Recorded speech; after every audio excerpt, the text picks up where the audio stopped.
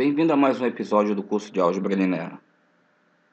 Aqui vamos falar sobre dependência linear de vetores.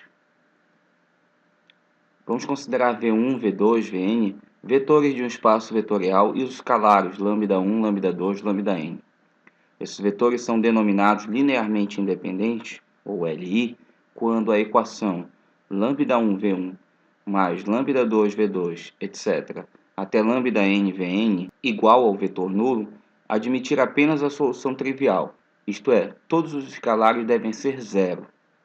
Caso exista algum lambda que seja diferente de zero, pode ser no mínimo 1, os vetores serão denominados linearmente dependentes, ou LD.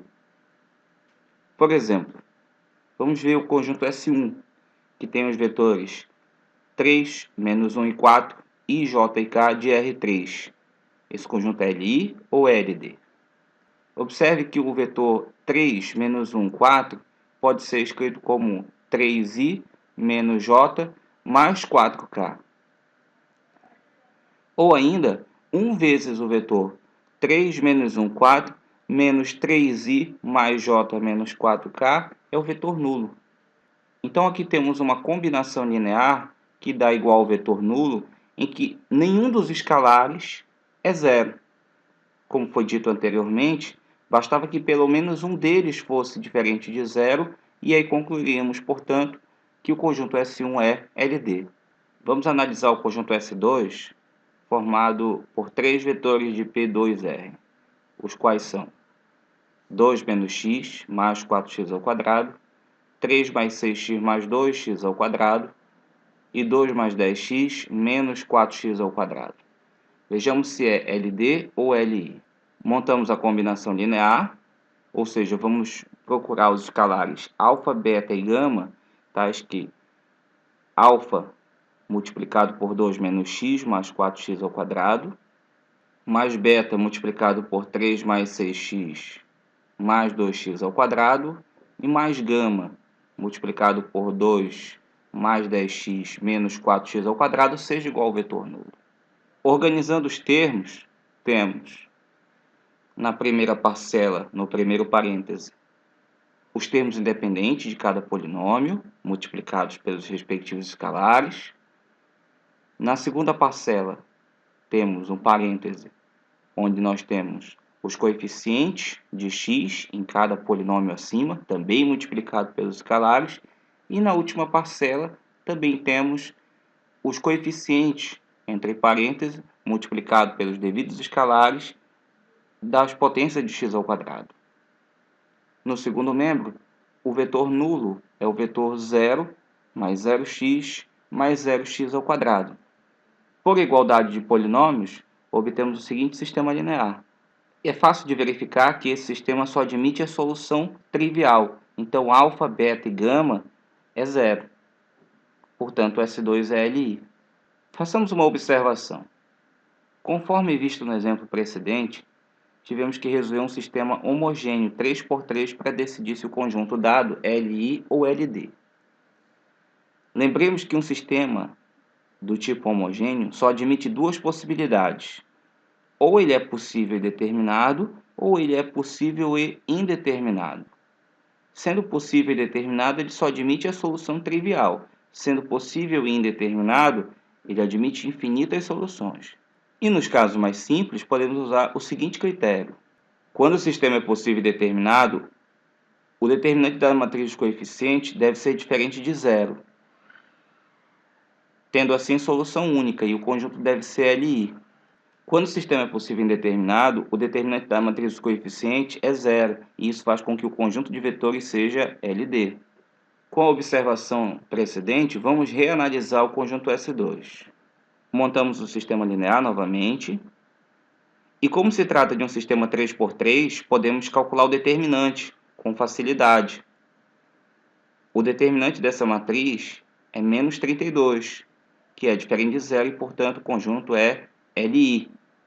É lógico que esse método é mais apropriado quando o conjunto gera um sistema 3×3, porque é fácil de calcular o determinante. Exemplo 4.6. Vamos ver se o conjunto S3, formado pelos vetores 1, menos 1, 0, 2, 3 e 5, e 3, 2, 5 é LD ou LI. Então, baseado na observação 4.4, vamos calcular o determinante. Observe que cada vetor foi colocado como colunas de uma matriz, como aconteceu nos exemplos anteriores. Calculando o determinante, obtemos zero. Assim, o conjunto S3 é LD. Vamos agora considerar o conjunto S4 das funções contínuas no intervalo de 0 a 1. As funções 1, e elevado a x e elevado a 2x formam um conjunto LI ou LD. Aqui vamos usar uma tática um pouco diferente. Montamos a combinação linear alfa vezes 1 mais beta e elevado a x mais gama e elevado a 2x igual a zero. Então, derivando, obtemos beta e elevado a x mais 2 gama e elevado a 2x. Derivando novamente, nós temos beta e elevado a x e 4 gama e elevado a 2x. A razão de usar as derivadas foi para montar um sistema linear 3×3. Calculamos o determinante da matriz dos coeficientes, o que dá 2e elevado a 2x. Ora, a função e elevado a 2x é sempre positiva para qualquer x real. Multiplicado por 2, temos então um número positivo, ou seja, o determinante é diferente de zero. Portanto, o conjunto S4 é LI. Seja S o conjunto formado pelos vetores U, V e W, linearmente independente em um espaço vetorial. Vamos mostrar que o conjunto T, formado pelos vetores U mais V menos 3W, U mais 3V menos W e V mais W é um conjunto LD. Então, vamos montar a combinação linear com os escalares alfa, beta e gama e organizemos essa expressão colocando em evidência os vetores U, V e W. Obtemos, então, alfa mais beta multiplicado pelo vetor U, alfa mais 3 beta mais gama multiplicado pelo vetor V e menos 3 alfa menos beta mais gama multiplicado por W. Esses são os escalares da combinação linear. Por hipótese, o conjunto UVW é LI, então os escalares dessa combinação linear são todos zero, o que dá o sistema alfa mais beta igual a zero, alfa mais 3 beta mais gama igual a zero, menos 3 alfa menos beta mais gama igual a zero. Calculamos o determinante da matriz dos coeficientes, que dá zero. Portanto, o conjunto T é LD. Vamos agora enunciar e demonstrar algumas propriedades da dependência linear. Teorema 4.9. Você já vê um espaço vetorial sobre R. Qualquer subconjunto de V contendo vetor nulo sempre é LD. 2. Qualquer subconjunto unitário de V contendo um vetor que não seja nulo é LI. 3. Se S, formado pelos vetores V1, Vn, é um conjunto LD, então um dos seus vetores é combinação linear dos demais. Se S1 e S2 estão contidos em V são finitos e vazios, onde S1 é subconjunto de S2 e S1 é LD, então o conjunto S2 também é LD. 5. S1 e S2 são subconjuntos de V finitos e não vazios. Se S1 está contido em S2 e se S2 é LI, então S1 também é LI. 6. Se o conjunto S é LI e V não é uma combinação linear dos vetores de S, então o conjunto S unido com o conjunto unitário formado pelo vetor V também é LI. Se V pertencente a S é uma combinação linear dos demais vetores de S contida em V, então o espaço gerado por S é o mesmo que espaço gerado por S, eliminando-se o vetor V. Vamos à demonstração. Item 1. Seja S o conjunto formado por V1, V2, V3, Vn e o vetor nulo. Vamos observar a combinação linear 0V1 mais 0Vn mais lambda vetor nulo igual ao vetor nulo. Essa combinação linear é verdadeira para qualquer lambda diferente de zero. Portanto, essa é LD. Seja S o conjunto unitário formado apenas pelo vetor V, que por hipótese é não nulo.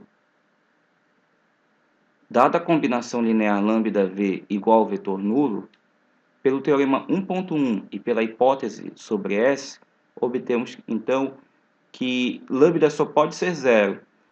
Lembremos que no teorema 1.1 vimos que a expressão lambda v é o vetor nulo somente quando o lambda é igual a zero ou quando o vetor v for nulo, o que não ocorre por hipótese.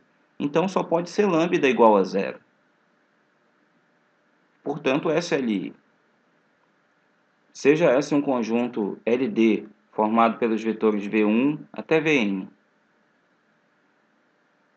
Então, pela definição, existe pelo menos um lambda aí que seja diferente de zero, de modo que a combinação linear lambda1 V1 mais lambda-i VI mais lambda-n Vn seja o vetor nulo. Então, isolamos a parcela lambda-i VI, e como lambda-i é diferente de zero, podemos dividir toda a equação por lambda-i, obtendo VI igual a menos lambda1 sobre lambda-i VI, etc., menos lambda-n sobre lambda-i Vn. Assim, colocamos V como combinação linear dos outros elementos de S. Vamos à propriedade 4. Seja S1 os vetores V1 até Vn e S2 também com os vetores de V1 até Vn, mas também incluindo os vetores de Vn mais 1 até Vnk. Obviamente que estamos supondo que o n é menor do que ou igual a k. Por hipótese, S1 está contido em S2. Então, como S1 é LD, a combinação linear lambda1 V1 até lambda-n Vn igual ao vetor nulo implica em lambda1 V1 mais, etc., lambda-n Vn mais 0 Vn mais 1 até 0 Vk igual ao vetor nulo. Ora, se por hipótese os escalares da combinação linear em S1 já não são todos nulos, e colocando mais zeros para poder inserir os vetores de S2 que não estão em S1, mesmo assim nós temos uma combinação linear com escalares não todos nulos. Então S2 é LD. Vamos admitir agora que S1 está contido em S2, onde S2 é LI. É importante lembrar que para um conjunto em relação à dependência linear, ou é LI ou é LD. Não pode ser as duas coisas ao mesmo tempo em nenhuma delas. Pela propriedade anterior, como o S1 está contido no S2, S2 também seria LD, o que é uma contradição, pois por hipótese S2 deve ser LI. E a propriedade 5 está provada. Vamos considerar S como sendo o conjunto V1, Vn e o vetor V. Dada a combinação linear lambda1 V1 mais lambda-n Vn mais o lambda-v igual ao vetor nulo, se o lambda for diferente de zero, então o V poderia ser escrito como combinação linear dos vetores de S, ou seja, V pertenceria ao espaço gerado por S, o que é uma contradição. Logo, o lambda só pode ser zero e o conjunto S acrescido do vetor V é LI. Para a última parte, nós temos que provar uma igualdade de conjuntos. Então, seja U pertencente ao espaço gerado por S, excluindo-se o vetor V. Segue que existem escalares lambda1 até lambda-n, de modo que lambda-v1,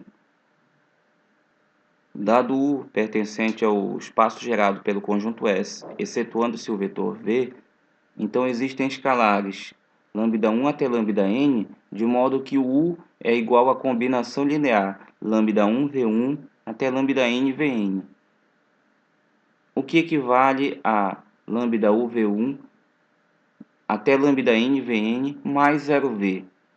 Então, nós colocamos o vetor U como combinação linear dos vetores V1, Vn, V.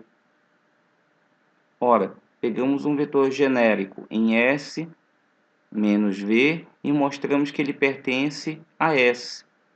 Então, o espaço gerado por S menos V está contido no espaço gerado por S.